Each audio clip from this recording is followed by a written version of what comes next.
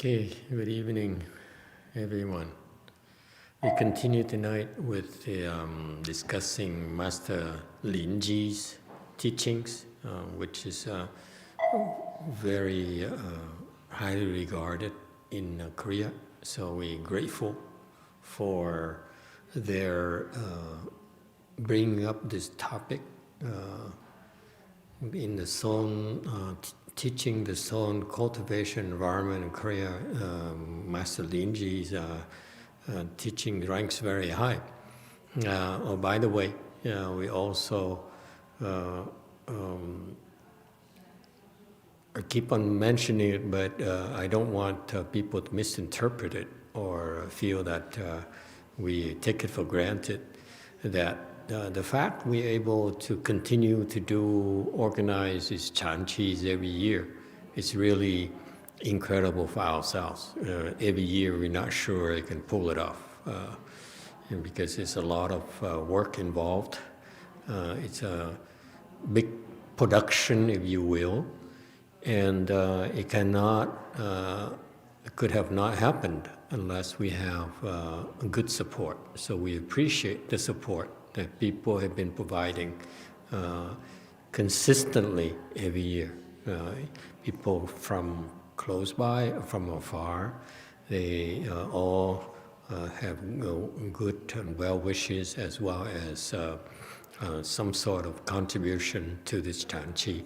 So it's a collaborative effort for all of us. So that's the spirit of our practice.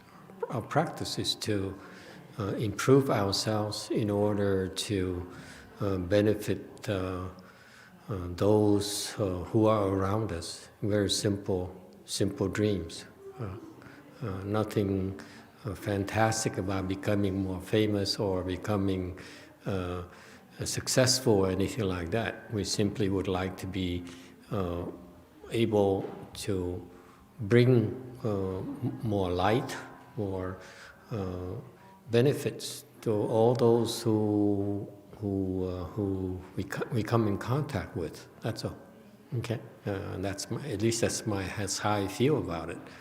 I no longer have dreams of grandeur or of being famous or being having a lot of disciples. Really, I lost interest somewhere along the line years ago.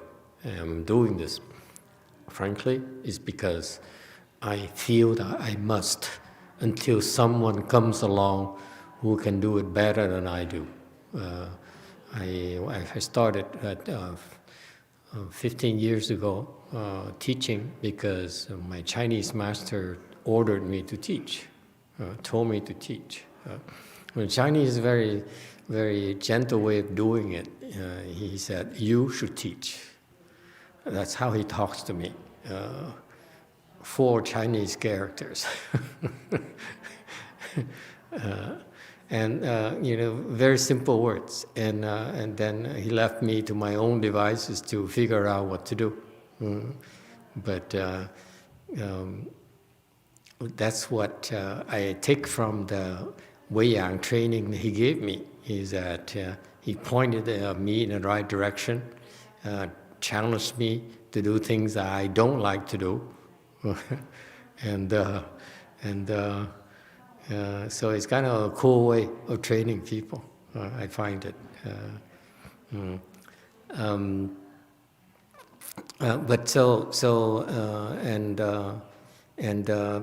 Before he told me to teach, I really lost interest in teaching at all. I had zero interest in teaching. I was perfectly happy meditating. Every day is such a blissful way as compared to folks.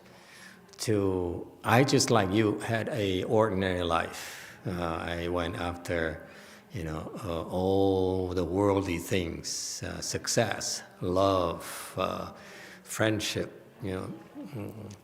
and I struggled to survive. I struggled to get promoted and whatever, just like everyone else. And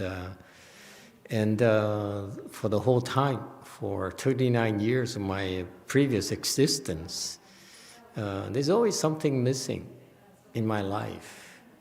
All the things, all the material things, all the love, all the friendship, there's a couple of things that are missing.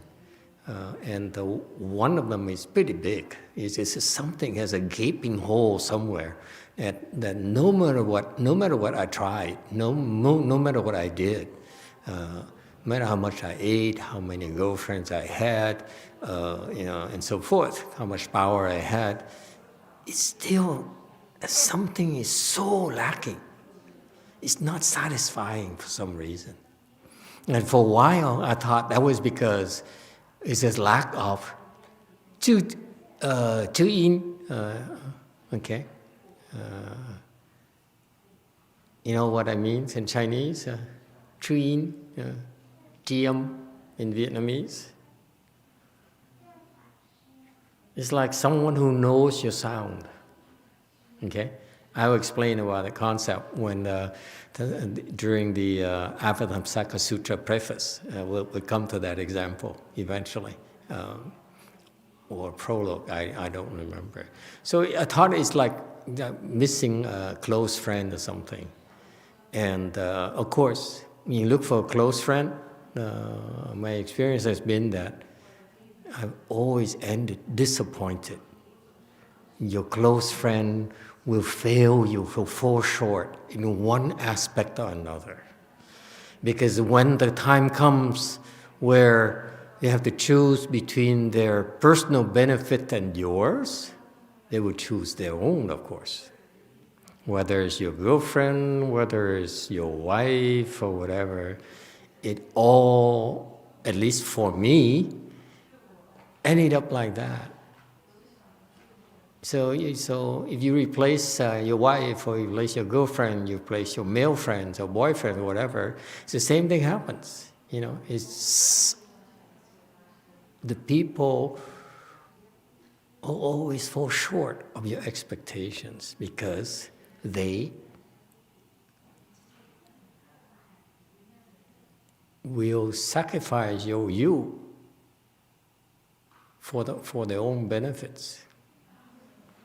When it comes down to that, so anyway, it's not until I found the spiritual practice, and so I engaged in about 10 years. I said this looks interesting. I think I'd like to learn meditation professionally from the best professional teacher in a professional environment for 10 years, and after that, then I will find something else more challenging to do. So I became a monk only to learn meditation. I have no interest in being a professional monk, if you will. So my timeline was 10 years. So the first 6 years were hell, okay, truly hell. And somehow I survived. So latter years, I began to understand Chan, and every day was the first time in my life it became so blissful, so happy, in a way that nothing in this world, no one in this world could give me. So that's why I discovered happiness is inside. It cannot be derived from outside. Happiness is felt inside, it's discovered inside, it's experienced inside.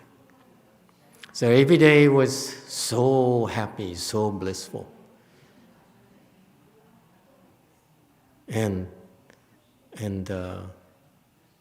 I kept going because I have this desire to prove that those who rejected me were not better than me.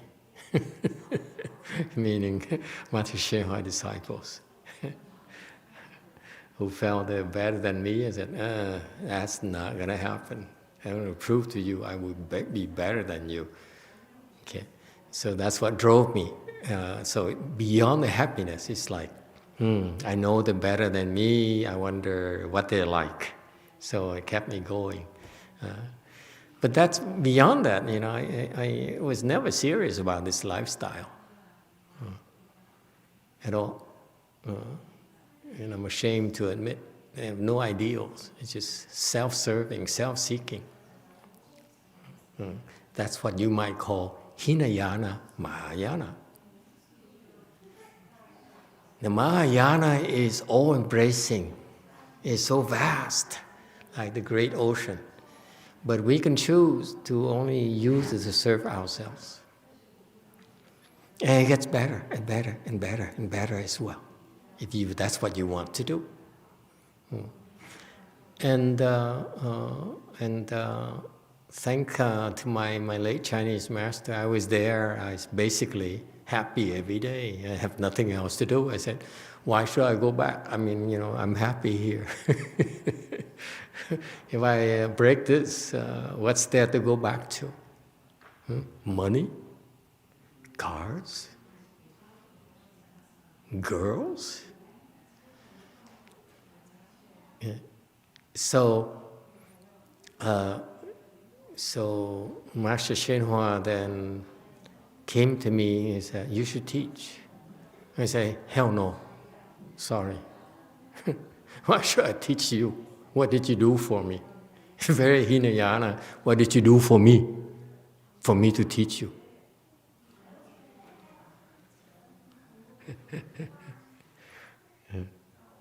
Where were you when I nearly died? Where were you when I starved? When were you when I had no money? When were you and I was suffering?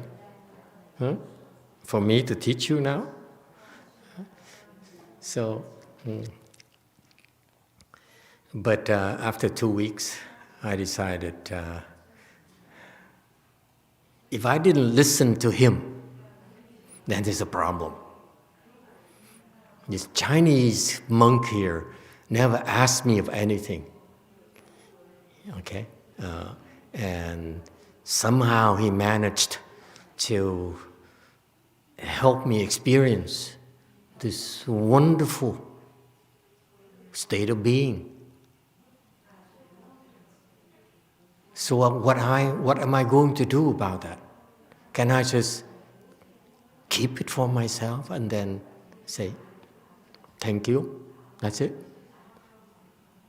Then what kind of person am I? So I said, well, his instructions so far, no matter how brief and succinct, have worked for me.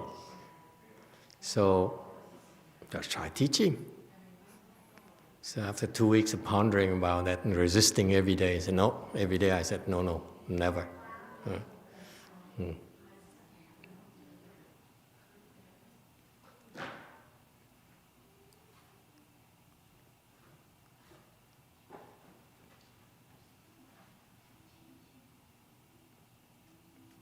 So I started teaching, and then I began to understand why you had to teach, because that's how you experience the joy, a different kind of joy than just within yourself. What joy is that? The joy that you experience when you benefit from it. Because when you experience the joy and the wonders of the practice, when you experience it, I get some of it too.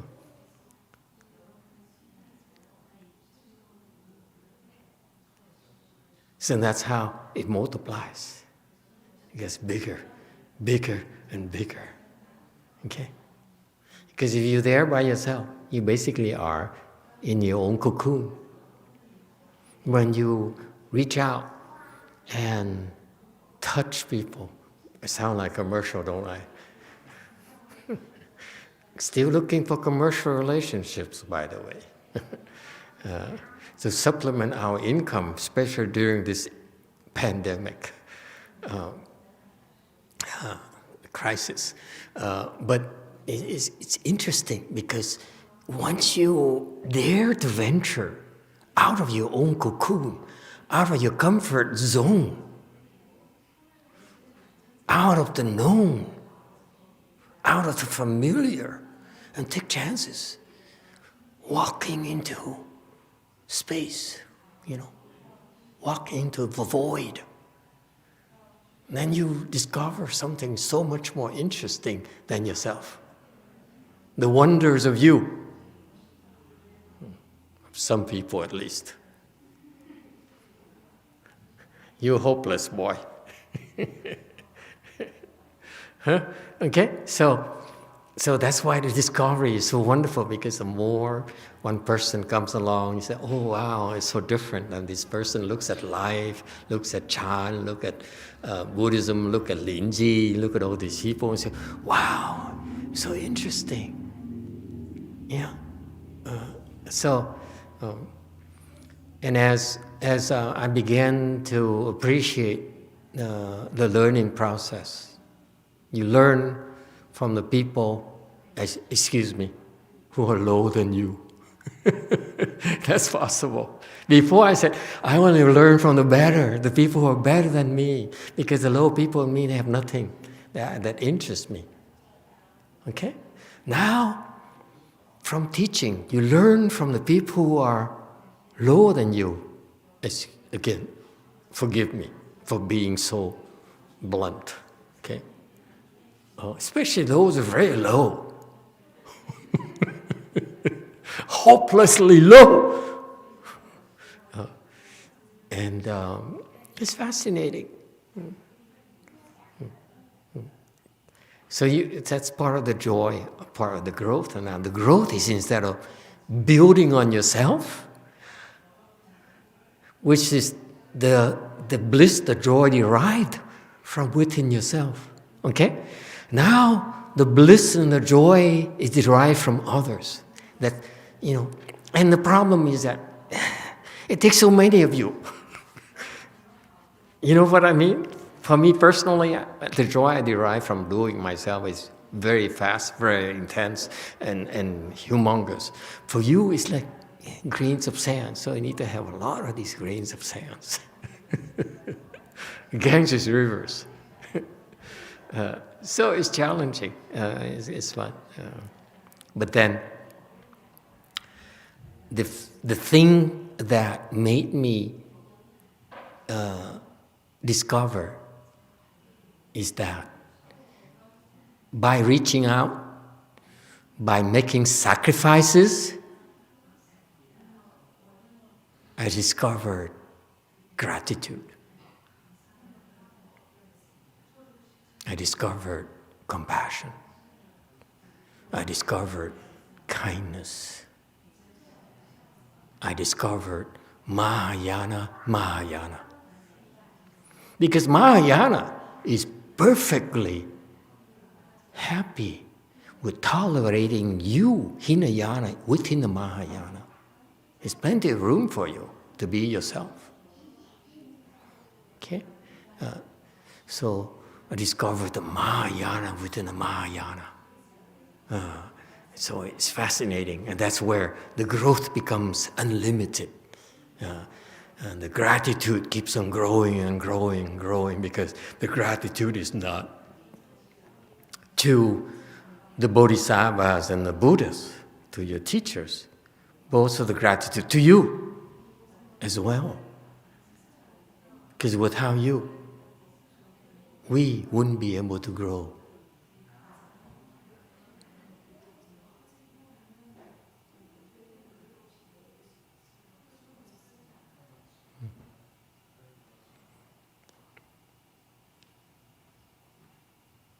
So anyway, so a 10-year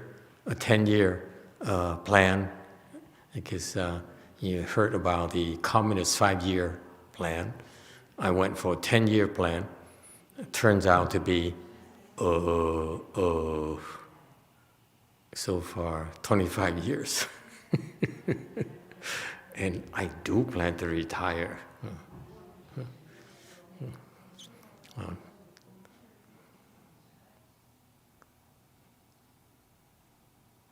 I hope.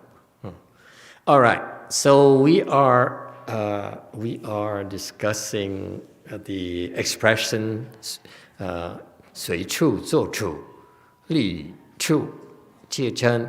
The Chinese teaching from this Chinese Chan master, Chan patriarch, is very profound. To translate it is really not fair to the original teaching. So all we can try to do is explain it to you as you are capable of absorbing. It's so much more than I can explain to you, frankly. Okay? So look at this as folks, as just an appetizer, if you will. It's a lot more that I can't explain to you. Let me put it that way. Okay? It's very profound. But we need to get started somewhere. Okay, so last night, we stopped at number 8, I think. Pages. No, forget it. I don't care, whatever they do. I have my own things. Okay, last night we talked about people who by the way, when he's referring to his Master LinJi used to have a lot of monks that he was training, okay, in his temple. Okay, so most of his talks, his teachings are geared towards these professional sanghas, if you will. But it also applies to everyone, because as far as we are concerned, we don't really discriminate between lay people versus left-form people. To us, it's a matter of degrees. Even within left-form people, some of them are at the level of lay people, and lay people, some of them are level of left-form people, even higher than left-form people. So we don't discern because of the clothes you wear, or the amount of hair in your head, and money in your wallet. Okay. It really applies to the people who want to practice, want to be trained, as I put it. I just don't like the concept of the practice of cultivation the Chinese use. I just don't like it. I think we can do better than that. Okay? Again, I stress, in our temples, our people, we don't cultivate. There's no need to cultivate. But if you like, I'll train you so that you can become a better still, and better and better and better. Okay? So you have to tell me what are your goals, what is worthwhile for you. We see if you can reach it. Okay? So, because if you practice, you cultivate. You can cultivate by yourself. You don't need us. Right? Cultivate. Go to the mountain, go to the valley, stay home, cultivate.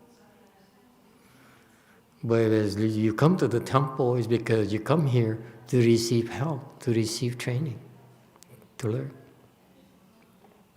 All right?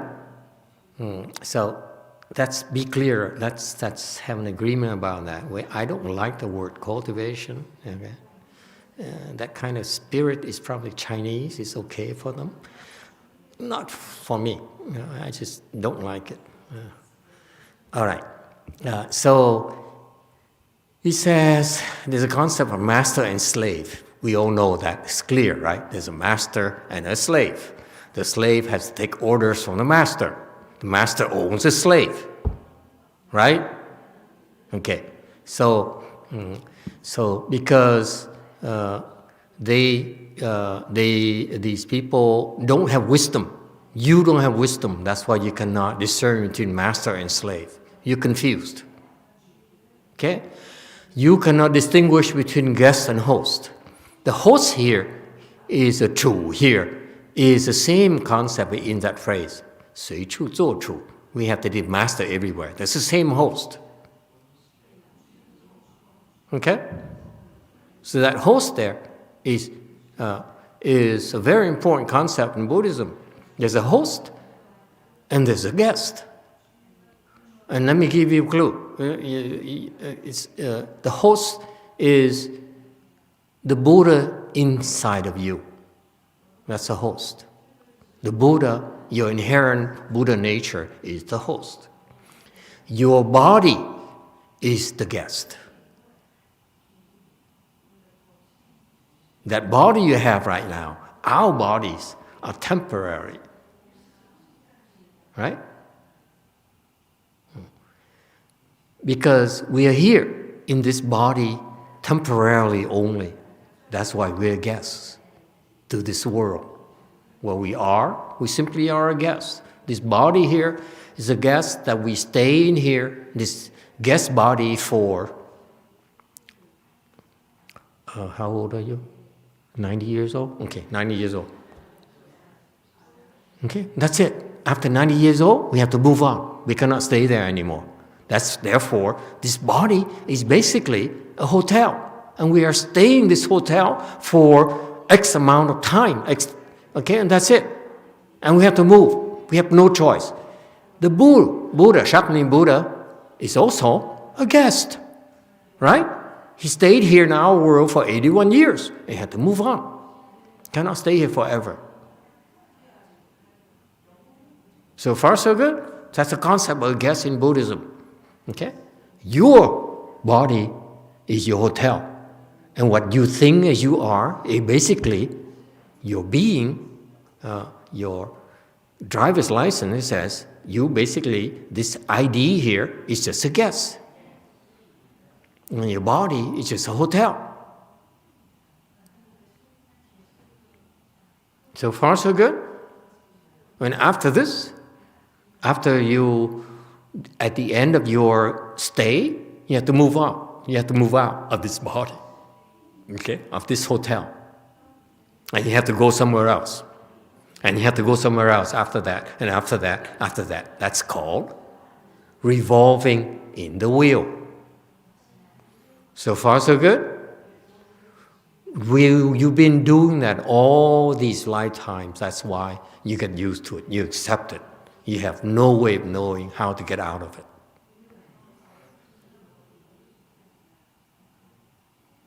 All right? What about the host? The host is that the Buddha nature that you have that is behind all this, behind this transitory guest that keeps on moving and moving and moving.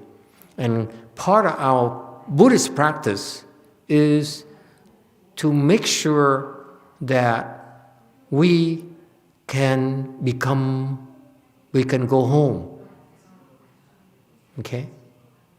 And become that permanent thing called the Buddha nature, the Buddha, so that we don't ever have to move again. Because moving is drastic. Moving is painful. It's a lot of suffering to move. We are trying to prepare to move one of my monks to a foreign country. And people bug me in the afternoon, what kind of cardboard boxes do I need to buy for him? I said, why do you ask me? Can you imagine how painful it is for me to have to bear with that? People still bug me and say, is this cardboard okay? I said, why do you ask me? Am I an airline?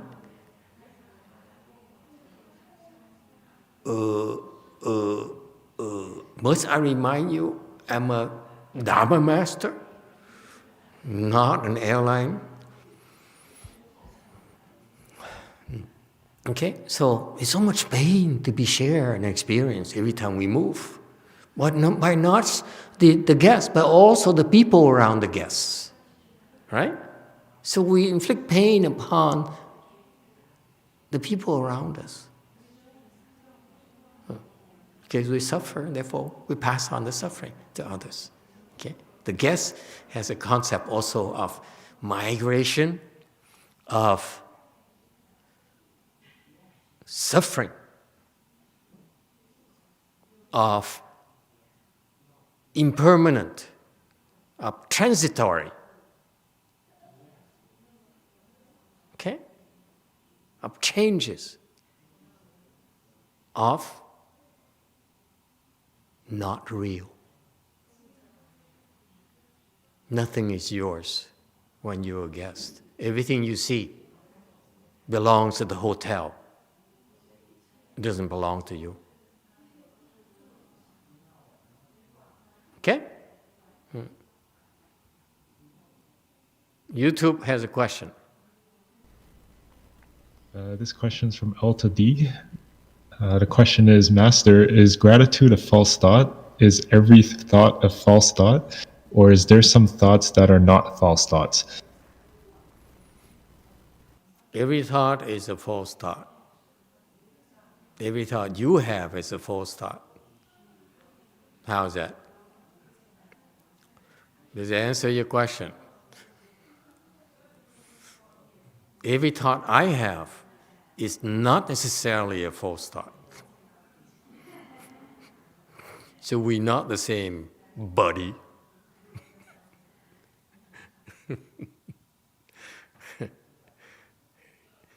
All right. It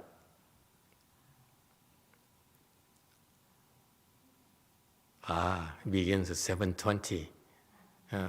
Another half hour to go. And this Master LinJi, very skinny guy, huh? But look at those eyebrows. Doesn't it remind you of someone? In a video recently, I love these eyebrows.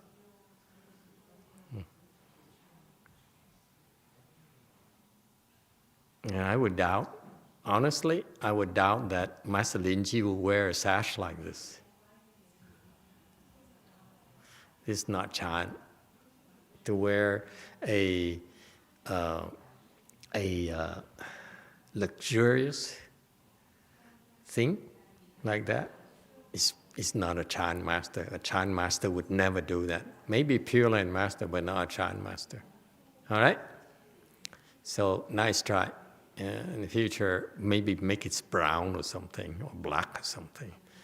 Anyway, okay. We now on slide 11, continuing with Master LinJi's instructional talks. The Master continues, such types of individuals they enter the way with deviant minds, okay, and seek wherever chaos reigns. What type of individuals? You, us. When we enter the way, our minds are deviant. Okay? And we used to our chaotic mindset. And so we seek chaos, we gossip, we fight. Okay? I remember in the men's side of Master Shenhua's Sangha, we fight like crazy. Yeah. All right. So we like chaos. We like noises. Okay. So it is interesting that Master Shenhua counteracted that by separating them from the cities. So when I first became a monk, was in a city of 10,000 Buddhas, which is enclosed within itself. We don't need anything. We can plant things, we can be self-sufficient, we have water and so forth. Okay, so it has a very, very, very beneficial environment where your mind calms down and you begin to separate from the chaos, from the noise around you of worldly life. Okay? Yeah. 12. Such people who have deviant minds, who seek chaos, who seek anarchy, are not a real left-home people. They are for real. They may wear left-home people, but inside, they may wear left-home people's clothing, but inside, they have the hearts and the makeup of ordinary people. Okay, this is an admonition from Master LinJi. He says, "You cannot fool me." He looked at his disciples. He has like a few thousand disciples who were with him every day. He said, you cannot fool me. I look at you, I know you have the heart of an ordinary person. Okay? This is his chiding them right now. Okay? You cannot fool me. Okay? You may fool the donors, you may fool your colleagues, but I recognize you. I recognize your heart.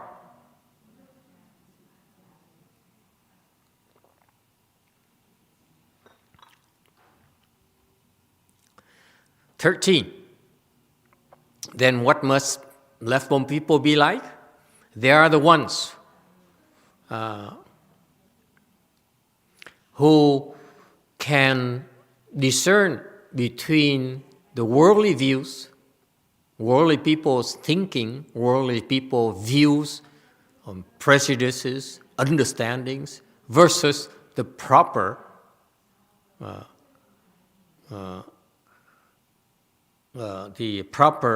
and the proper understanding, the false understanding versus the proper understanding."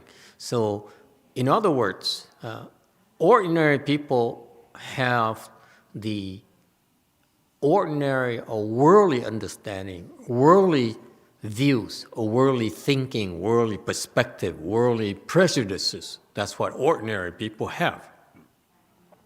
Whereas, from Master LinJi's perspective, Sanghas must must possess proper views, proper understandings. So he sets a standard. He says, if you wear these clothes, if you want to keep wearing these clothes, then the implication is that you must develop proper understandings. You see, that's the advantages. The teaching, you can say this to everyone present. It could be invisible, visible beings, and could be ordinary people versus Sanghas. But it's about you need to listen to it and see the differentiation. Ordinary people, yes, we will not fault you for having ordinary or worldly thinking, worldly values, worldly prejudices. Okay? But for left-home people, okay, who are learning to practice the way, cannot hang on to those worldly views, worldly values. All right? That's the difference.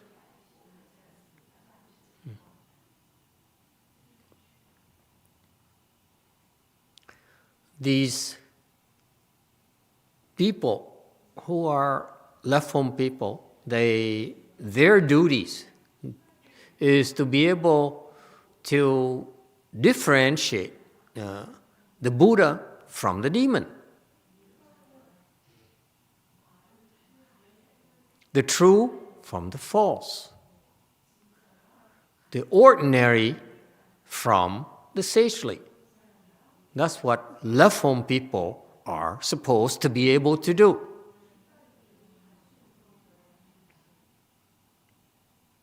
So those of you, for example, who feel that you are so cool, you are so advanced, let me tell you, can you discern between a Buddha and a demon?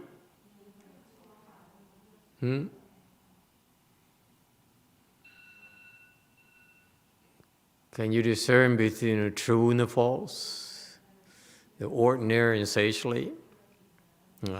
If you can't, then you need help. You're not as great as you think you are. I'm referring to you, Sunims and Sanghas in general. Okay? Just because you've been a monk, a nun for a long time and are recognized as senior Sanghas in our hierarchy, in our world. Are you able to discern the Buddha from the demon? Are you able to discern the true from the false? Are you able to discern the ordinary, the worldly from a sagely? If you can't, then what does he call them? You're not a real left-home person. Don't get mad at me. I'm only quoting Master LinJi.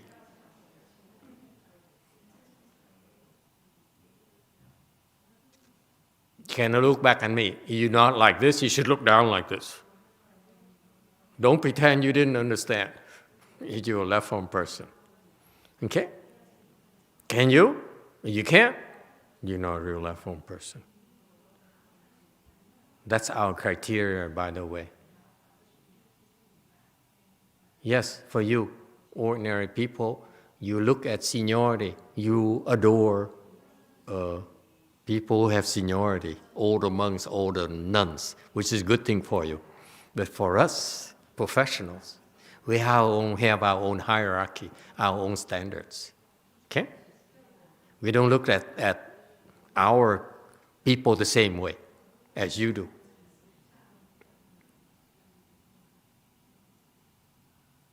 There are two classes, ordinary Sanghas and sagely Sanghas, period. You can claim whatever you want. You can have a big temple, you have a lot of money, a lot of disciples, very famous. But we look at you, you're not a real Sangha. How is that?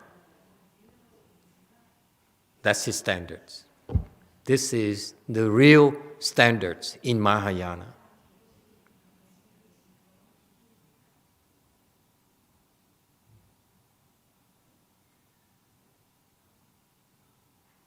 In other words, if and when we open a way place,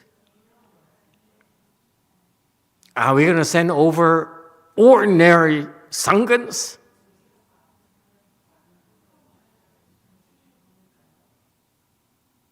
If you only can send ordinary Sanghas, what's the point of opening a way place?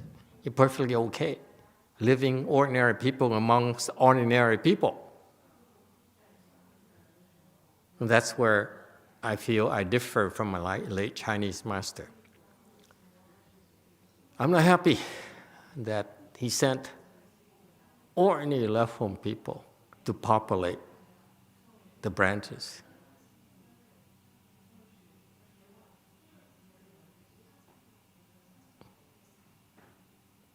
Maybe he has too many branches, but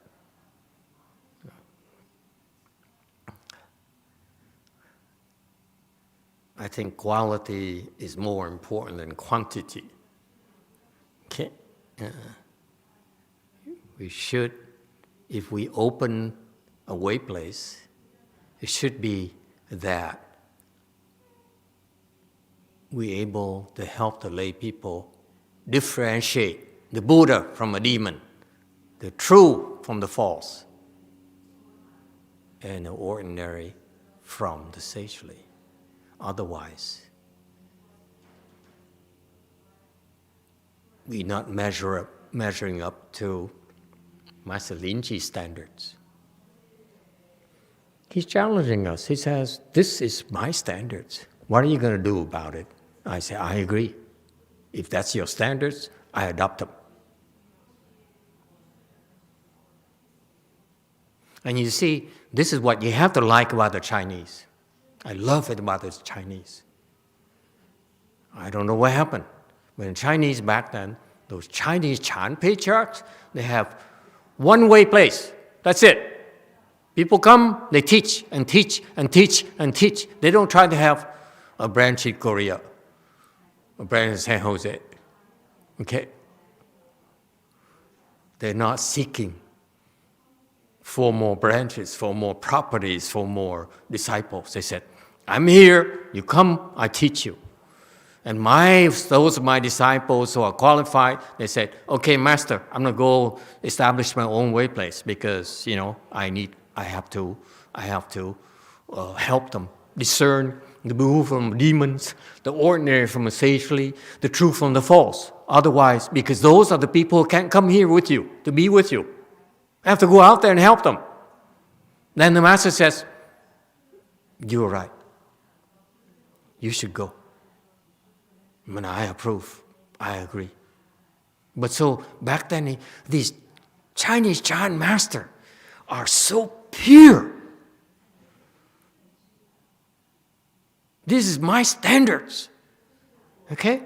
You come to me because you're learning the proper Dharma from a proper Sangha.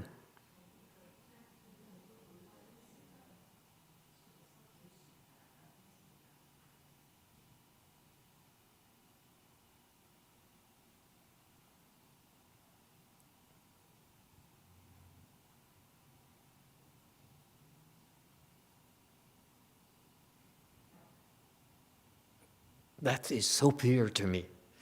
On the other hand, let's talk about it. The fact that Master YongHua have so many way places,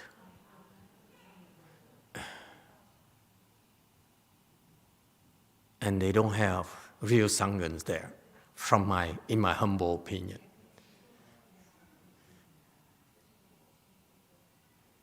He has his own reasons, of course. Okay, he's a patriarch, so whatever he does is out of wisdom.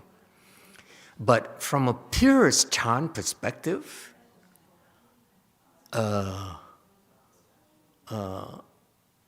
it's not Chinese enough. How is that? Okay, and it gives his disciples the impression it's okay to go out and establish a way place before they're ready. You see what I'm getting at? Because if they say, the master says, look, they send someone who's not a real Sangha to populate or to run a way place in the seat of angels, let's say. Okay? Then it's okay for me too, since I don't like the way these ordinary Sanghas run the way place. I go out, set up my own place and run it my own way. So now you're encouraging these people to go off and say, hey, I'm not, I'm doing the same thing that my master is doing.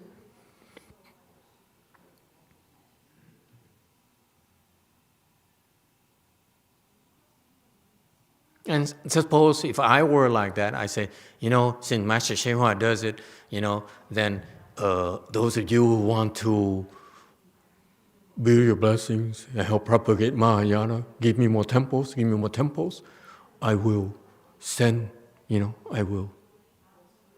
anyone there. It doesn't help. Raise the standards of Mahayana that we need to raise.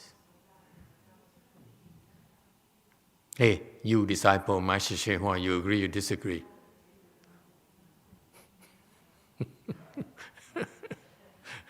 He says, whoa, you asking me?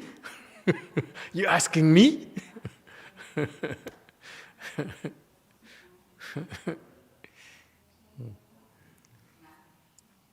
Orange. Mô Phật và Thầy, con á, nghe Hòa Thượng Tiên Hóa nói 2 câu trong lỗ tai hoài, luôn luôn lúc nào á, con nhìn á, con nghe được 2 câu đó. Ngài nói là ai mà làm đệ tử của Ngài Hòa Thượng Tiên Hóa đó phải tu cho đàng hoàng.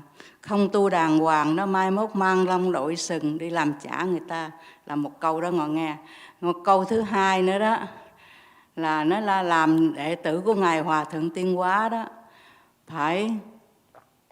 phải tu cho đàng hoàng, không tu đàng hoàng xuống địa ngục hoặc Ngài cũng không có đi cứu nữa. Là hai câu đó luôn luôn lúc nào con có nghe trong lỗ tai. Rồi một cái thứ ba nữa đó là thầy nói Ngài Hòa Thượng Tiên Hóa không nói không dạy đệ tử những cái gì đó. Tại vì Ngài đó thấy đệ tử ngạo mạn quá. Ý đó một người đó là xuất gia của Ngài Hòa Thượng Tiên Hóa, ý nó tôi là đệ tử của Ngài Hòa Thượng Tiên Hóa này, oai phong dễ sợ luôn. Mà bây giờ tôi nghe ở ngoài rất là nhiều, ở ngoài ta nói rồi người ta nghe được Hòa con của đệ tử của Ngài Hòa Thượng Tiên Hóa đó thì ai nào cũng bu theo hết. Yes, that's right. I love her comment. It says, "This is what happened to me too. I left my master's temples and went out there. And the funny thing is that people saw when they heard that I came from, I was a disciple of Master YongHua. You know what? They all wanted to adopt me and give me the temples.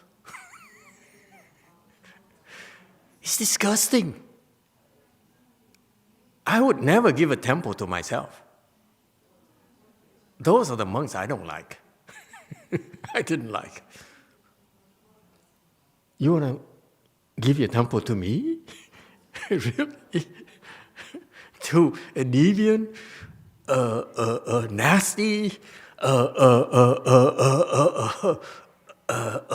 you know, why would you do that? What's the matter with you?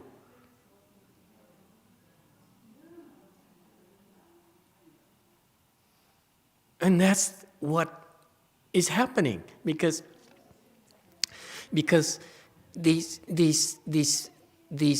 ordinary sanghas will then go out and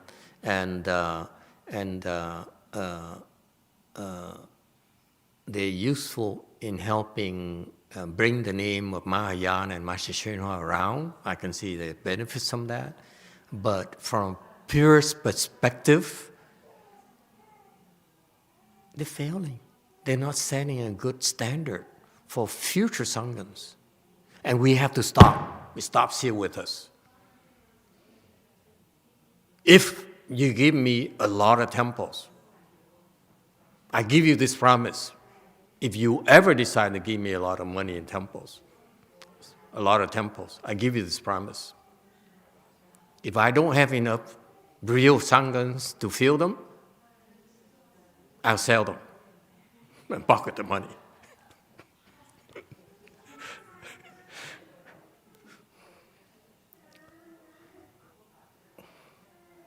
You like that? You can rest assured when you come to our way places, you learn from people who can tell Buddha from demons, true from false, and love to have more temples because of that.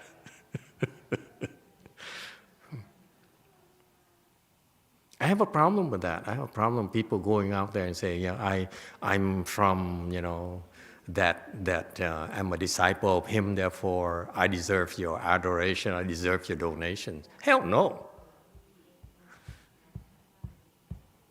Okay? All right. Questions or comments? Next, 16. Time is almost up. 7 more minutes. If you are unable to discern between the demon and the Buddha, then you indeed left one home and entered another. What does he mean by here? He says, left home person are the people that left the home life, the ordinary life, okay, to enter the temple. So if you, after you left the home life and you don't practice and you don't open your wisdom, then all you're doing is you move from your home to a home within the temple. That's it.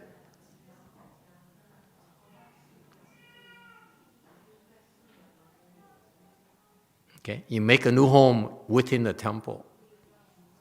That's all. That's all you're doing. In other words, if we as Sanghas open a temple and cannot discern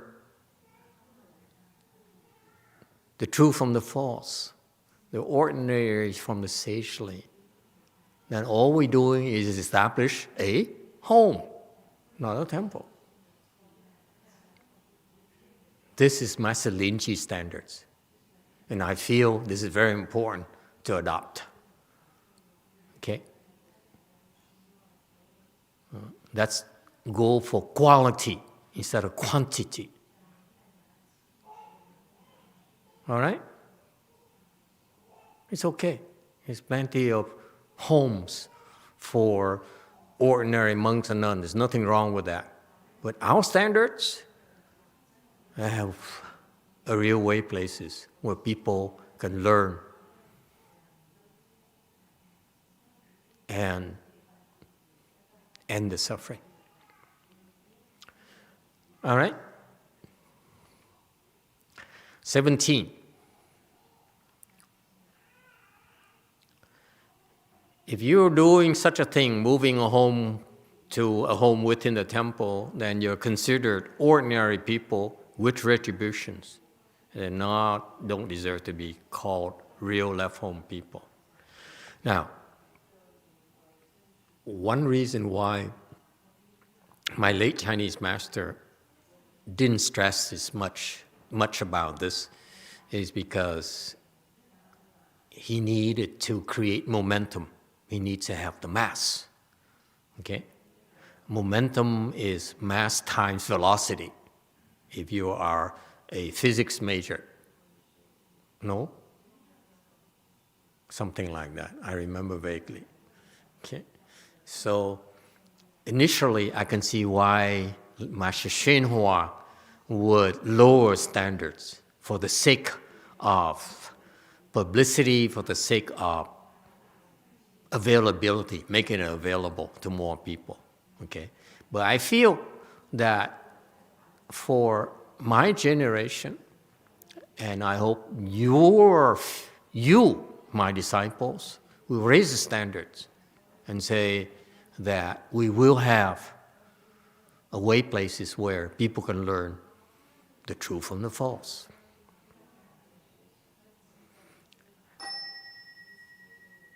All right? Again, this is not a criticism of Master YongHua. If he did it, I would applaud it. I would admire it. He has his reasons. I would be the last person to criticize that and disagree with that. I agree with his motives and his moves. Okay? But that's his generation. For my generation, I don't care for that personally. And I hope I can have influence over you that you also feel that way. Okay? We need to set the proper standards so that real Mahayana can be established, like they used to in China back then, in the eras where Buddhism was had so much splendor, has so much such pervasive influence because they're pure. Okay, we have plenty of sanghas who are doing what they feel they should be doing. That's fine, but what is lacking is those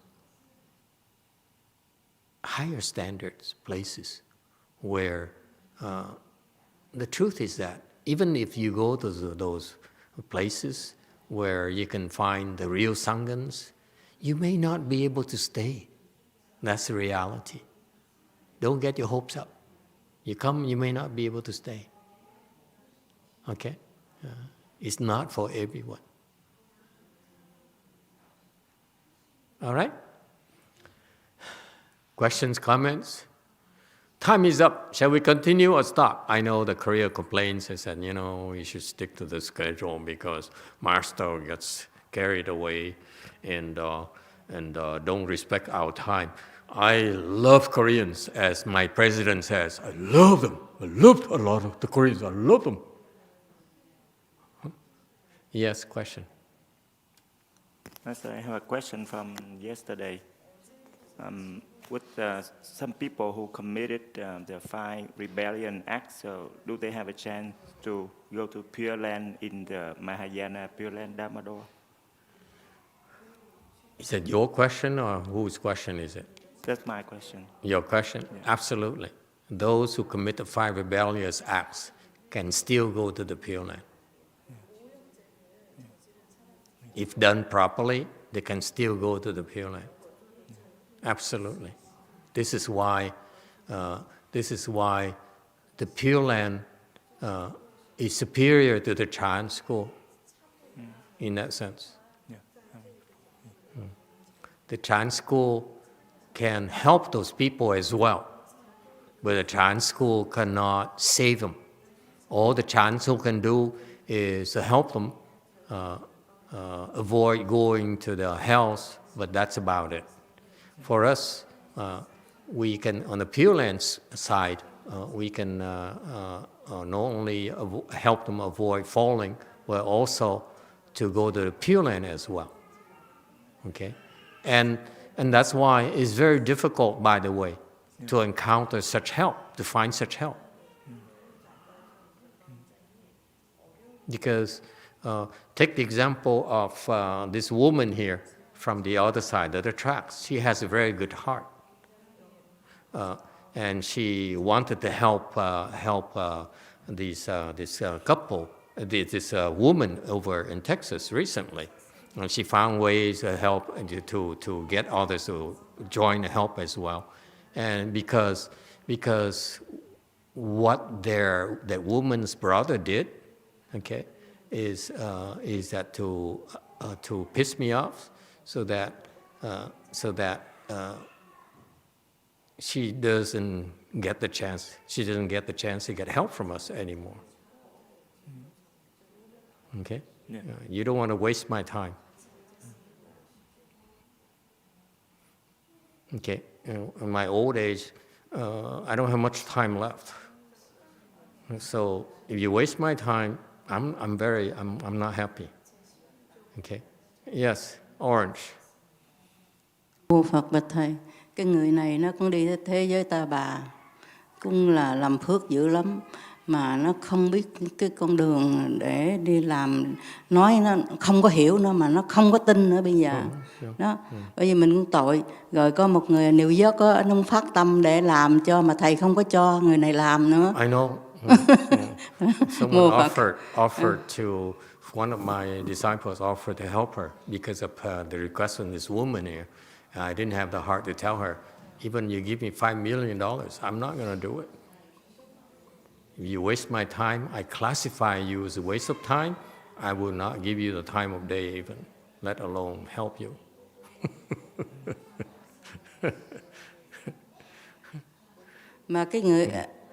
Mà cái người này đó nó có hứa đó, mà tôi cũng tới giờ cũng chưa biết cái người này nữa, mà nghe người ta nói thì mình thấy khổ thì mình muốn giúp thôi. Thì cái người này đó, thăng duyên này nó mới qua bên này, nó muốn gặp thầy nữa. Nó thăng duyên này đó, mỗi một năm thì cậu chú này qua một lần thôi. Yeah, I don't have time to see him. He can go see someone else. I don't have time for him.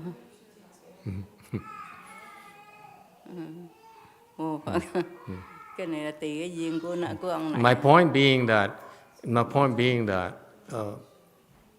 it's not that easy for people to be able to benefit from it. Okay, if you know, in my personally, if people only talk and talk and talk and talk and make promises, okay, and talk, those are the kind of people that we don't have time for. Okay, I want you to understand that in our practice, okay, if you want to make progress, you want to continue to be trained, my master said it already. You have to avoid doing one thing. You have to do this. You have not to lie. When I decide you're a liar, that's it. I'm not talking to you anymore. Because you're a waste of time. Whatever you say, I don't believe. How is that? Our time is to help people who are sincere and who deserve to be helped. Okay.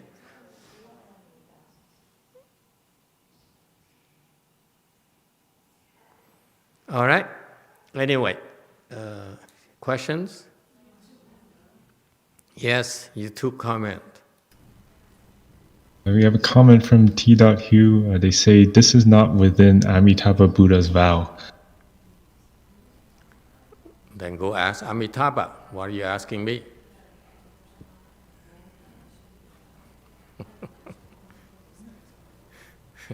If he's the expert of Amitabha Buddha, then stay the expert, Amitabha Buddha. I'm the other expert. You stay in your expertise side, I stay in my side.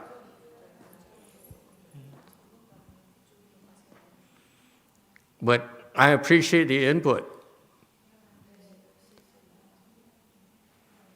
Remember, folks, this is one thing that is very easy. As long as we're there, for you, especially Koreans and new people people who are new to Mahayana, there's one thing in Pure Land Buddhism is very, very simple. Okay? If you are not a left home person, you're not qualified to do what we do. This Pure Land Dharma here, I only train left home people. I do not train ordinary people. Because I know many ordinary people, many non-monks and nuns out there make claims and make promises to you that are improper, they are exploitive of your greed to go to the Pure Land. Because these people, lay people, are still ordinary people. They're serving themselves. They're not there to help you. Okay? So in Pure Land, in Mahayana Pure Land, okay, let me put it very simply for you.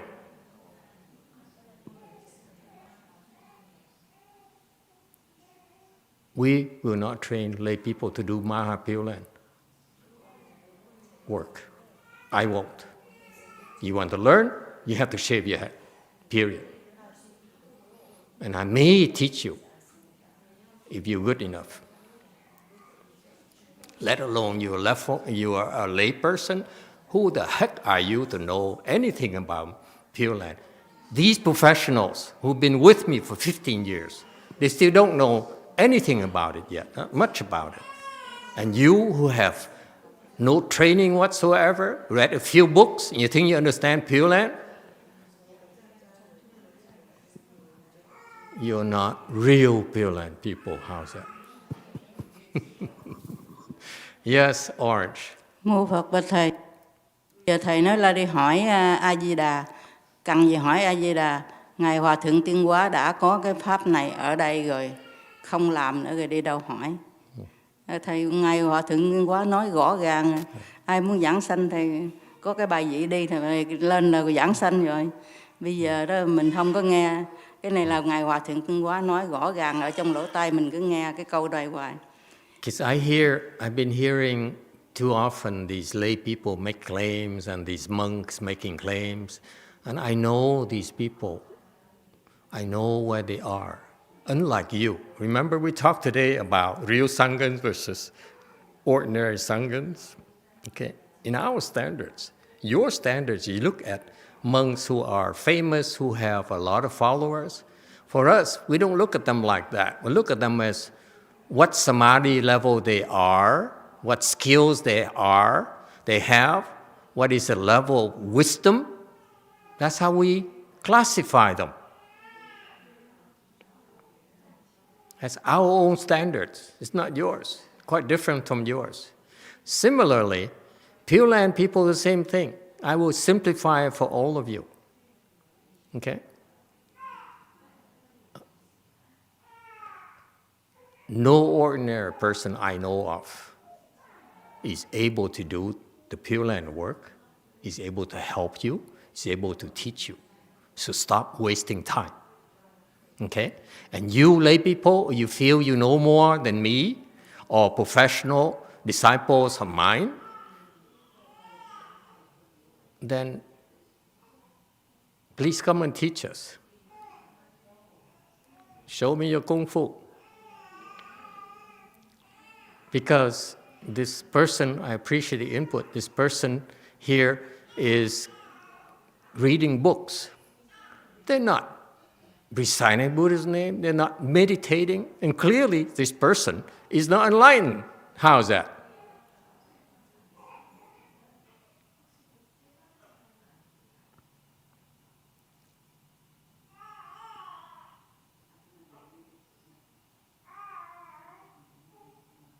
All right.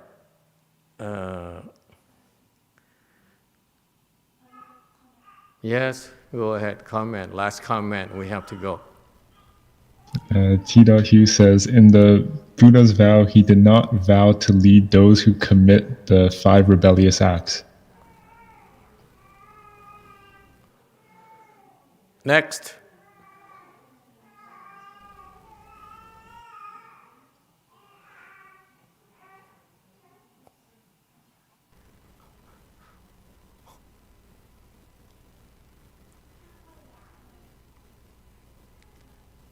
You see, I hope it's not a Sangha because it will be disappointing. Lay people don't know what we know. Okay?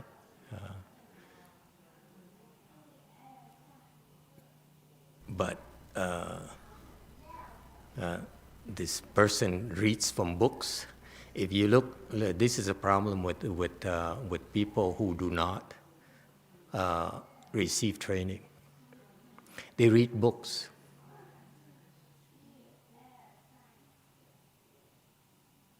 That's all they do. They read books. They don't realize that the scriptures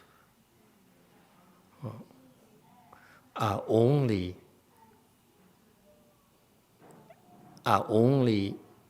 descriptions of what you will see when you get there. Okay? But the scriptures are often contradictory. Take, for example, in the Agama teaching period, the Buddha never said anything about the Buddha nature. Okay, so if you only read the scriptures from the Agama, then you don't know anything called Bodhisattva. Well, for sure, the Buddha nature. That is not taught until many more years later. Okay. So it's just like the Buddha is a great teacher. He uses a lot of experience. He teaches certain things to certain people depending on their capacity, depending on the circumstances, depending on what he wishes, who he wishes to help, who is listening. Okay, so this point that there's no such a vow, that Amitabha didn't vow to help the people with the 5 rebellious acts, shows that this person doesn't know anything about how to help people, because he's not trained to help people. He only read scriptures. He's never been trained to help people. If Mahayana cannot help people who commit the 5 rebellious acts, then why are we talking about them? Think about it. The Buddha is a man of great compassion. When he says, you have this big weakness, it's because he says, I can help. That's why I want to tell you about it. Where is that in the scriptures? Where the Buddha says, I talk about 5 rebellious acts because I will teach you how to help. Does it say anywhere? Not explicitly. It's only when you receive training from the patriarchs, that's when you say, that's why he talked about 5 rebellious acts, because by our receiving training, we know there's a way to help these people. That's because out of great compassion, the Buddha talked about this as a wake-up call and said, if you commit these 5 rebellious acts, okay, if you believe it's bad news for yourself, there's a way to get out of it. You have to come and ask the people who receive training. Where is it in the scriptures where it says, the Buddha says, you can receive training from Master YongHua to become enlightened?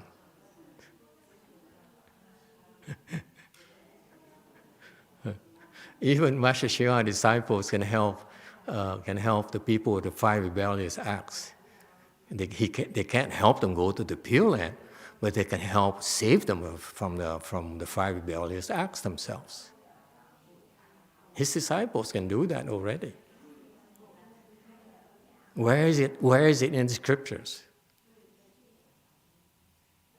See, the problem is people who read only are missing out on so much about Mahayana.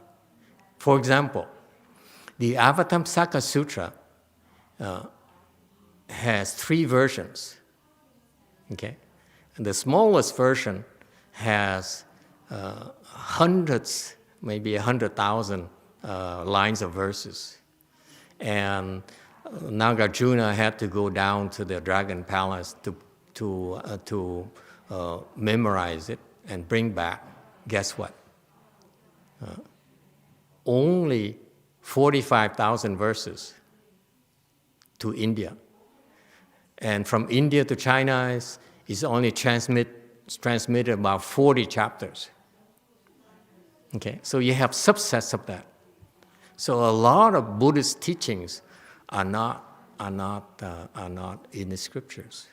They're only representative of the teaching, but not all the details. Okay, so it's not all inclusive. If you only depend on reading the scriptures on decide your fate and convince yourself that you know and you're an authority, then you're deviant. You're a retinue of the demon. How's that?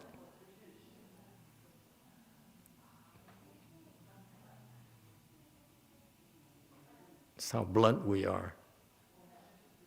And it's not there because you don't know, because you haven't been taught yet.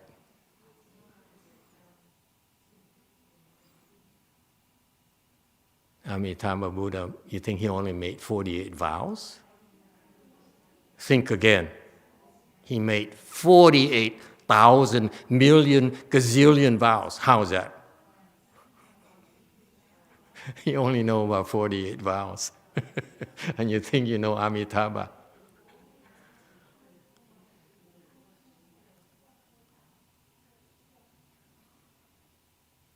All right, we stop here. Thank you, everyone.